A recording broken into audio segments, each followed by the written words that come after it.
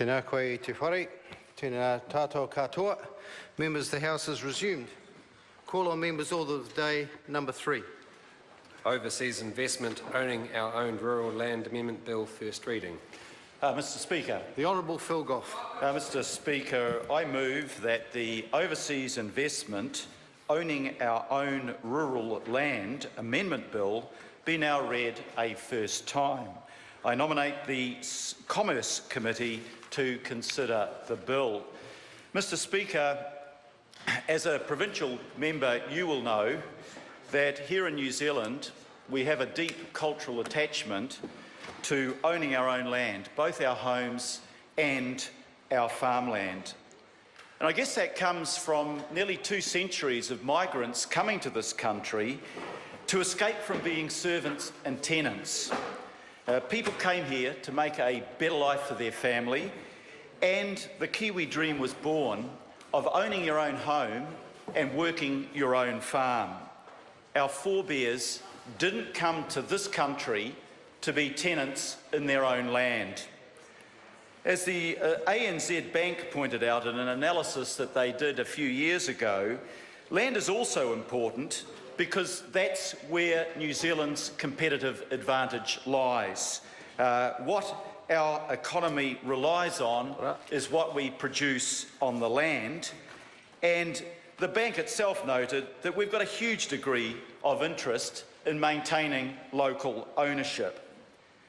I think it's for those reasons, Mr Speaker, that many New Zealanders feel that Kiwi control of our land and the Kiwi dream is under threat. It's under threat from the increased acquisition of property, both residential homes and farmland, by overseas investors. I guess the first question to answer is, what is the level of land being sold? And the curious thing is, when I looked up what the manager of the Overseas Investment Office said, she said she didn't know how much of our land was in foreign ownership. Isn't this typical of the government? They don't know how many of our residential houses have been bought up by foreign investors, and they don't know how much of our land, our farmland, is being bought up by foreign investors. And many people would say it's not a case of not knowing. They don't want to know, or rather, more precisely, they don't want New Zealanders to know. But the figures, some figures are available there, Mr Speaker. And on the broadest definition of land approved for overseas sale, the OIA records show that under John Key, more than 1 million hectares of land has been approved for sale, wholly or partially, to overseas interests. 1 million hectares since John Key became Prime Minister. On the narrowest definition, sir, that is of net farm sales solely 100% to overseas interests, the figure is over 300,000 hectares. And we shouldn't be surprised about this, because John Key and Bill English came to office in 2008 saying they were going to open up our land to sale to overseas interests. Bill English said the system was cumbersome, he was going to loosen it up. But then came along an organisation called Crosby Textor. And Crosby Textor did some polling. And lo and behold, what did Crosby Textor find out? They found out that New Zealanders fundamentally don't want to see their birthright, their houses and their farmland sold to overseas interests who don't have at the forefront of their goals the betterment of New Zealand. So suddenly the rhetoric changed, Mr Speaker, and John Key got up and said, we don't want to be tenants in our own land. But while the rhetoric changed, what didn't change was the practice, Mr Speaker. The political spin altered, but not the reality. Because what happened was, very bravely, the Minister of Finance altered the regulations, and they said that we should actually have oversight to safeguard New Zealand's interests. Very vague. What did that convert to? Absolutely nothing. And then Bill English sent, in December 2010, a ministerial directive to the Office of Investment, the Overseas Investment Office. And on the surface, that looked like it was toughening up until you read the fine print. And you know what the fine print said? The fine print said, I want this office only really to concentrate on sales of farmland that were 10 times the average of New Zealand, the average New Zealand farm. That's a tiny percentage of the sales. What went under that doesn't seem to matter, and the proof of the pudding is in the eating. These regulations have had no impact. In fact, in the last 3 years, the consents for sale of our farmland overseas have gone up, not down. Another 140,000 hectares has been alienated from New Zealand ownership. And wait for it, Mr. Seymour, wait for it. Ministers have the discretion to decline sales. Of the 400 approvals in the last 3 years, how many were declined? Zilch, none, not one. Not one time did New Zealand ministers see fit to stop the sale of land to overseas interests. What the National Party is doing is simply rubber stamping the approvals to sell land to every application from overseas to buy it.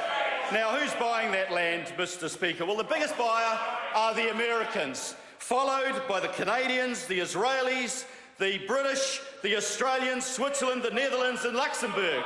One thing that is actually quite interesting in this is that the cumulative sale to Chinese interests is very low of farmland. But in 2014, the largest purchaser of farmland was China because of the changes that are happening in that country.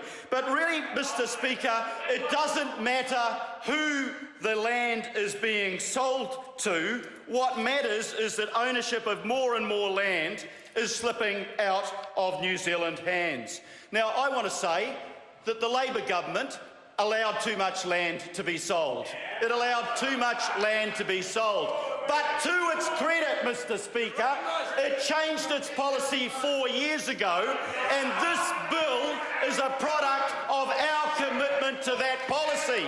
The national government pretended to change its policy, but in reality, sir, nothing at all has changed. Why do I object to the sale of land overseas? Well, the first thing is, Mr. Speaker, and let's hear the National Party on this, it's not a level playing field. A young New Zealander wanting to work up from being a share milker to owning his and her own farm are competing with overseas investors that they can't possibly compete with. They're competing with people with access to money where they are paying a fraction of the interest rate that the young New Zealand farmer would have to pay for that land, Mr. Speaker. And the real worry is that with the dramatic fall in the New Zealand dollar over the last 6 months, the cost of buying up New Zealand land from overseas is becoming cheaper. And we will see the American retirement, the pension funds buying up that land. We will see the farmers who are suffering from a downturn in dairy prices, forced into mortgagee sales, having that land go to people that will snap it up as a bargain from overseas. And we will see the changes that are happening. We'll see the changes that are happening in China having an impact as well, sir. I know China well. I know the Chinese government has liberalised the investment rule for its investors. I know that investors in China right at the moment, with a 50% drop in the Shanghai Stock Exchange, are looking abroad for places, safe places to put their money. And what better place to come to than a country that has no capital gains tax, no stamp duty, and where that land is certain to maintain over time its value, Mr. Speaker.